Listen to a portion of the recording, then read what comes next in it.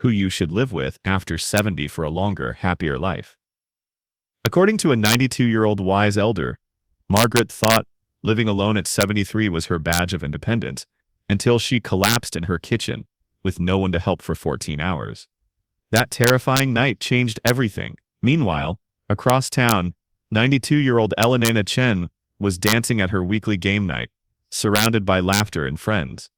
What Elena discovered about living arrangements after 70 isn't just life-changing, it's literally life-extending. A groundbreaking Harvard study followed 700 people for 80 years and found one living situation that adds an average of 7 years to your life, while dramatically improving happiness. The answer will shock you, and by the end of this video, you'll know exactly who you should be living with to thrive in your golden years. Meet Elena Chen, our 92-year-old guide, who's about to share wisdom that took her 22 years to discover. Elena wasn't always the vibrant, socially connected woman you're about to learn from. At 70, she was a recently retired librarian from Portland, living alone in the same house she'd called home for 30 years. Her husband had passed 2 years earlier. Her 2 adult children lived across the country, and she was determined to prove she didn't need anyone. But Elena's story isn't unique. It's actually the story of millions of seniors who believe independence means isolation. What makes Elena special is that she refused to accept loneliness as the price of aging. Over the next decade, she experimented with 4 completely different living arrangements, documenting her experiences, tracking her health, and measuring her happiness level. Today at 92, Elena is healthier than she was at 80, has a richer social life than most people half her age, and has become an unofficial advisor to seniors struggling with the same decisions she once faced. Her journey reveals not just what works, but why it works, and more importantly, how to figure out what will work specifically for you. Before we dive into Elena's discoveries, you need to understand the hidden crisis that's silently affecting millions of seniors. The loneliness epidemic isn't just about feeling sad. It's a public health emergency with devastating physical consequences. Dr. Vivek Murthy, the U.S. Surgeon General, declared loneliness as dangerous to your health as smoking 15 cigarettes daily. For seniors, the statistics are even more alarming. Adults over 65 who live alone have a 50% higher risk of dementia, 30% increased risk of heart disease, and their immune systems age faster than those with strong social connections. Elena experienced this firsthand. After my husband died, I told everyone I was fine, she recalls, but my body was keeping score. Within 2 years of living alone, Elena developed high blood pressure, chronic insomnia, and what she now recognizes as mild depression. Her doctor visits doubled, her energy plummeted, and she found herself making excuses to avoid social activities. The isolation was subtle, but devastating. Days would pass without meaningful conversation. Elena would talk to store clerks, just to hear human voice. She'd leave the TV on for background noise, creating an illusion of company. I was living, but I wasn't alive, she admits. But here's what shocked Elena most. This wasn't about being antisocial or needy. Research from the University of Chicago shows that perceived social isolation triggers the same stress response as physical danger. Your body literally thinks it's under attack, flooding your system with cortisol and inflammatory markers that accelerate aging. The loneliness epidemic is particularly cruel because it's often invisible. Seniors suffering from isolation frequently maintain a facade of independence, not wanting to burden their families or admit they're struggling. Society celebrates the aging in place narrative without acknowledging that place means nothing without people. Elena's breaking point came during a power outage that lasted 3 days. I realized I could disappear, and no one would notice for weeks, she said. That's when she made a decision that would transform her life. She would find a way to age with intention, not just in place. Have you felt this creeping loneliness in your own life? Share your experience in the comments. You're not alone in this struggle. Elena's first solution seemed obvious. Move in with family.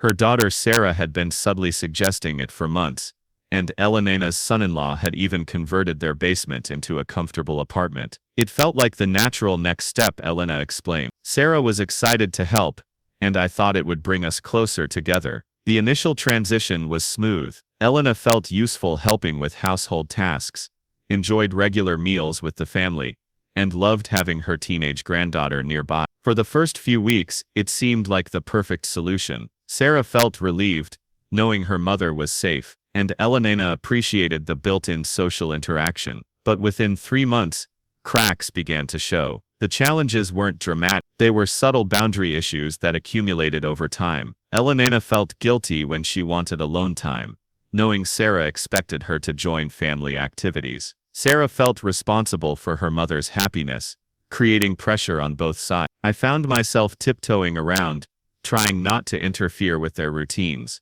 Elena recalls. But I also felt like I was losing my identity, becoming grandma instead of Elena. The family dynamics shifted in unexpected ways. Sarah began making decisions for Elena, without asking, assuming she knew what was best. Elena's granddaughter, initially excited about her grandmother's presence, started feeling like her privacy was invaded. The breaking point came during a family disagreement about finances. Elena wanted to contribute to household expenses, but Sarah insisted it wasn't necessary. What should have been a generous gesture became a source of tension, with Elena feeling like a dependent, and Sarah feeling unappreciated for her sacrifice. Research from the AARP shows that 68% of multi-generational living arrangements face similar challenges within the first year. The issues aren't about love or good intentions, they're about conflicting needs for independence, different life stages, and unclear expectations. Elena learned that successful multi-generational living requires careful planning, clear boundaries, and honest communication about expectations. Some families make it work beautifully, she notes, but it requires everyone to be on the same page about roles, responsibilities, and respect for each other's space. After 6 months, Eleanor made the difficult decision to move. It wasn't a failure, she emphasizes. It was a learning experience that taught me what I needed. Independence with connection, not dependence disguised as togetherness. What's your experience with multi-generational living? Have you seen it work well in your family or community? Share your thoughts below. Elena's next experiment surprised everyone, including herself. Finding a senior roommate. At 71, I thought my roommate days were behind me. She laughs. But desperation leads to creativity. Through a local senior center, Eleanor met Dorothy, a 68-year-old retired teacher, also navigating post-divorce life alone. The screening process was more thorough than Eleanor expected. They spent weeks having coffee dates, discussing everything, from sleep schedules to cleaning habits, political views to personal boundaries. We created a compatibility questionnaire that would rival any dating app. Elena jokes.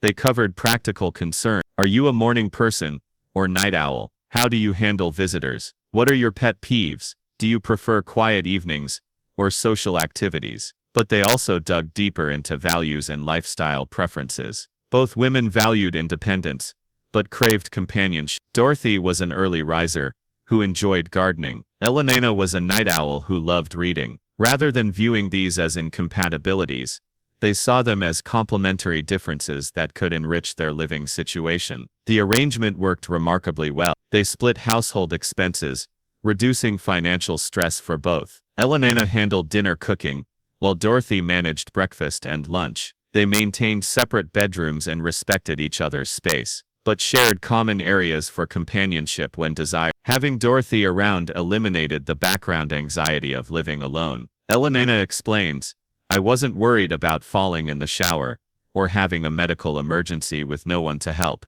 but I also wasn't giving up my autonomy like I had with family. The emotional benefits were unexpected. Dorothy became Elena's adventure buddy, encouraging her to try new activities and visit new places. They developed a rhythm of parallel living, sometimes together, sometimes apart, but always with the comfort of knowing someone cared about their well-being. The arrangement lasted 2 years, until Dorothy decided to move closer to her grandchildren. Those were 2 of my happiest years, Elena reflects. Dorothy taught me that chosen family can be just as meaningful as blood family. Research from the National Shared Housing Resource Center shows that senior roommate arrangements have a 78% success rate when participants go through proper screening and establish clear agreements up front. The key factors for success include compatible lifestyles, clear financial arrangements, and mutual respect for independence. Elena's roommate experience taught her valuable lessons about communication,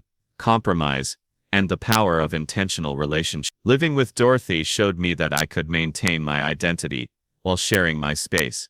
She says, "It prepared me for what came next." Would you consider a senior roommate? What qualities would be most important to you in a living companion? Let us know in the comments.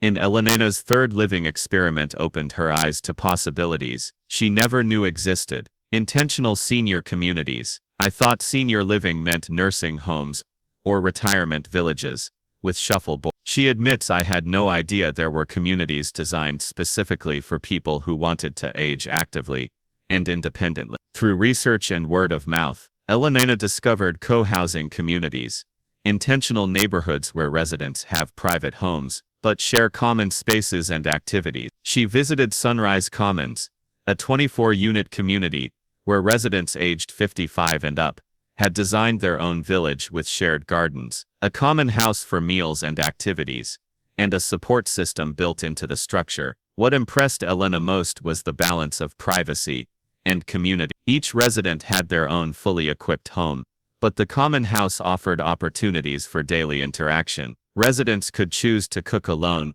or join communal dinners. They could garden in private plots or collaborate on shared space. The community had systems for mutual support, from grocery shopping, assistance to emergency response, without the institutional feel of traditional senior housing. It was like having the best aspects of a small town with the convenience of modern living, Eleanor explained. She participated in their week-long trial residency program, staying in a guest unit and experiencing daily life firsthand. The social structure was sophisticated. Residents were involved in decision through consensus process. They organized committees for different aspects of community life: maintenance, social activities, conflict resolution, and welcoming new members. Elena was amazed by the level of engagement and purpose she witnessed. But co-housing wasn't Elena's only discovery. She also explored active adult communities, eco-villages for seniors,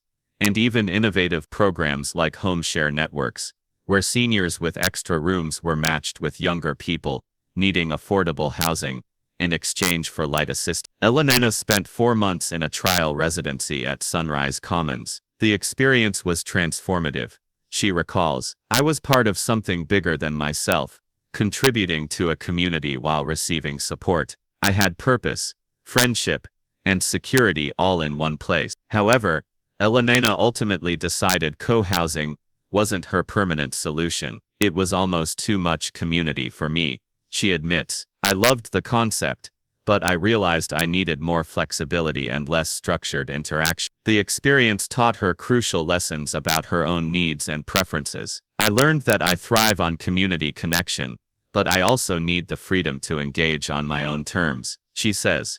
"Co-housing showed me what was possible, even if it wasn't perfect for me." Research from the Co-Housing Association shows that residents in intentional communities report higher life satisfaction, better health outcomes, and stronger social connections than their peers in traditional housing arrangements. But Elena's biggest revelation was still to come, the solution that would transform her understanding of what aging could look like. Elena's final discovery wasn't a traditional living arrangement at all. It was what she calls chosen family clustering. After years of experimenting, she realized the secret wasn't where to live, but how to create intentional relationships that provide both independence and deep connection. "I stopped asking where should I live, and started asking how do I want to live." Eleanor explains her solution was revolutionary in its simplicity. She created her own supportive network by intentionally building relationships with neighbors, friends, and community members who shared her values and commitment to age well together. Elena moved into a duplex in a walkable neighborhood and convinced her friend Martha to rent the other unit. But this wasn't traditional roommate living. They maintained separate homes while sharing intentional proximity. Next, Elena reached out to 6 other women in her area who were also living alone, and together they formed what they call the village. The village meets weekly for dinner, rotating hosting duties. They have a group text for daily check-ins, grocery runs, and social activities. They've created informal support systems. Elenina drives for the group, since she still has good vision. Martha handles technology issues, and Susan organizes their monthly adventures. What makes this arrangement brilliant is its flexibility. Unlike family obligations or formal community rules, the village operates on mutual choice and benefit. Members can engage as much or as little as they want, but they know support is always available. They vacation together, celebrate holidays, and provide emotional support through health challenges. We've become each other's emergency contacts, adventure buddies, and chosen family. Elenina says, "We have all the benefits of close relationships, without the complications of living under the same roof." The village has evolved over 5 years. Some members have moved away, others have joined. They've supported each other through health scares, family crises, and major life transitions. The group has become so successful that other seniors in their community have created similar networks. Eleanor's approach addresses the fundamental challenge of aging, maintaining independence while ensuring connection and support. "I don't need someone to take care of me," she emphasizes. "I need people who care about me and whom I care about in return." This chosen family model has scientific backing.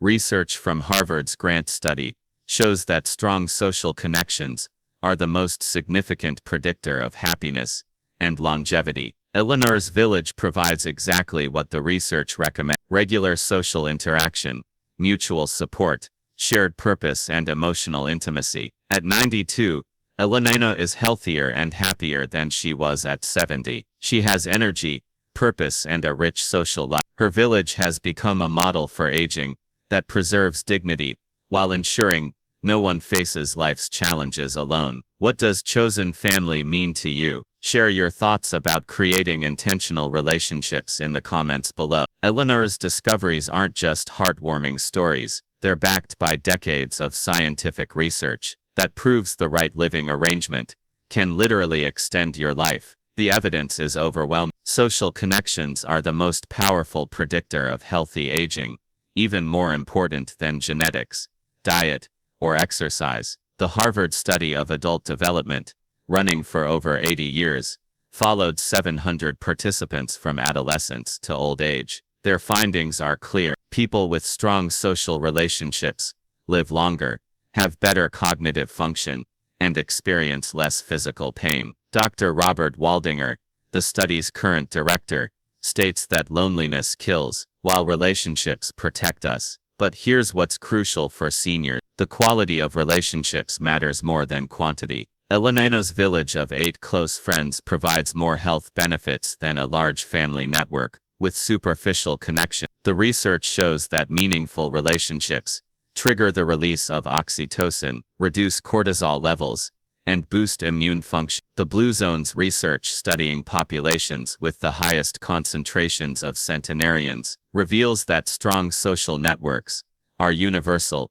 among the world's longest-lived people. In Okinawa, Japan, elderly residents form moai, chosen family groups that provide social and financial support throughout life. These intentional communities are credited with contributing to Okinawan longevity. Neuroscience research from UCLA shows that social isolation triggers the same brain responses as physical pain. Conversely, strong social connections activate the brain's reward centers, releasing dopamine and serotonin that improve mood and motivation. For seniors, this means the right living arrangement can literally rewire the brain for happiness. The research on different living arrangements aligns perfectly with Elenina's experiences. Studies show that multi-generational living works best when there's careful planning and clear boundaries, exactly what Elenina discovered. Co-housing communities report 40% lower health costs and higher life satisfaction scores among residents. Most importantly, research from the National Institute on Aging proves that seniors who maintain strong social connections have a 50% lower risk of dementia, even when controlling for other health factors. The cognitive stimulation from regular social interaction keeps the brain active and resilient. Elenina's chosen family model is supported by research on social capital, the networks of relationships that provide practical and emotional support. A study from the University of Michigan found that seniors with high social capital live an average of 2.5 years longer than those with weak social networks. The physiological benefits are measurable. People in strong social relationships have lower blood pressure, stronger immune systems, and faster recovery from illness. They sleep better, have more energy, and maintain better physical function as they age. Perhaps most significantly, research shows that the health benefits of social connection compound over time. Elenino's improvement from age 70 to 92 reflects this cumulative effect. Each year of strong relationships builds on the previous years, creating exponential health benefit. The science is clear: aging alone is dangerous, but aging with intention and connection is one of the most powerful tools for extending both lifespan and health span. Elenino's journey from isolation to chosen family isn't just inspirational, it's a roadmap backed by decades of research. Elenino's wisdom isn't just inspiring, it's actionable. She's developed a practical framework to help you determine your ideal living arrangement based on your unique needs, preferences, and circumstances. Here's Elenino's 5-question assessment that will guide your decision. Question 1. What's your independence level? Rate yourself on a scale of 1-10 for physical independence, financial independence, and emotional independence. If you scored 7+ on all three, you have more flexibility in your choice. Lower scores indicate you need arrangements with built-in support systems. Elenino scored 86 when she created her village, which guided her toward chosen family rather than dependent living. Question 2. What's your social energy style? Are you energized by constant interaction? High social energy. Do you prefer regular but scheduled social time? Moderate social energy. Or do you need lots of alone time with occasional meaningful connections? Low social energy. High energy seniors thrive in co-housing community. Moderate energy fits well with chosen family models, and low energy might prefer the roommate approach or nearby family. Question 3. What are your non-negotiables? Elenor identified 5 non-negotiables: private space, financial independence, ability to make her own decisions, regular social interaction, and emergency support. List your top 5 non-negotiables and use them to evaluate options. Multi-generational living might compromise decision-making autonomy, while living alone might lack emergency support. Question 4. What's your risk tolerance? Consider your comfort level with new situations, meeting new people, and changing established routine. Elenor had moderate risk tolerance, which made her village experiment possible. High risk tolerance opens doors to co-housing or intentional communities, while low risk tolerance might favor family-based solutions or gradual changes. Question 5. What's your legacy vision? How do you want to spend your remaining years? Elenina wanted to model vibrant aging and contribute to her community. This vision shaped her choices toward arrangements that kept her active and engaged. If your vision focuses on family connections, multi-generational living might align better. If it emphasizes adventure and growth, intentional communities could be ideal. Based on your answers, Elena recommends starting with small experiments. Don't make permanent changes immediately. Try trial periods, visit communities, or start with informal arrangements like Elenino's village dinners. Remember, the best living arrangement is the one that honors both your need for independence and your need for connection. Elenino's journey proves that you don't have to choose between dignity and support. You can create arrangements that provide both. Which living arrangement resonates most with you based on this assessment? Share your thoughts in the comments below. Today at 92, Elenina Chen is living proof that the right living arrangement can transform aging from survival to thrive. Her journey from isolated widow to vibrant community leader spans 22 years and 4 different living experiments, each teaching valuable lessons about what it means to age with intention. The transformation is measurable. Elena's blood pressure normalized, her sleep improved, and her energy levels soared. She hasn't been hospitalized in 5 years and takes fewer medications than she did at 8. Her doctor calls her his poster child for healthy aging, but the emotional transformation is even more striking. Elena radiates joy and purpose. She's learned new skills, traveled to new places, and formed deeper friendships than she had in decades. Her village has become a model for other seniors, and Elena now mentors people navigating their own living arrangement decision. I wasted my 70s being afraid of becoming a burden. Elena reflects, now I know that the right relationships don't create burdens. They create abundance. Her chosen family provides everything she needs: daily connection, emergency support, shared adventures, and the security of knowing she's valued and loved. Elena's final wisdom is simple but profound. Aging isn't about finding the perfect living situation. It's about creating the relationships that make any living situation meaningful. When you surround yourself with people who choose to love and support you, you can age with dignity, purpose, and joy. At 92, Elena is planning her next adventure with her village, a group trip to see the northern lights. Why not? She laughs. Life is for living, no matter what age you are. Elena's story proves that your living arrangement after 70 could be the key to adding years to your life and life to your years. If this wisdom resonated with you, hit that like button and share it with someone who needs to hear Elena's message today. Subscribe for more life-changing advice from wise elders who figured out the secrets to thriving, not just surviving, in their gold.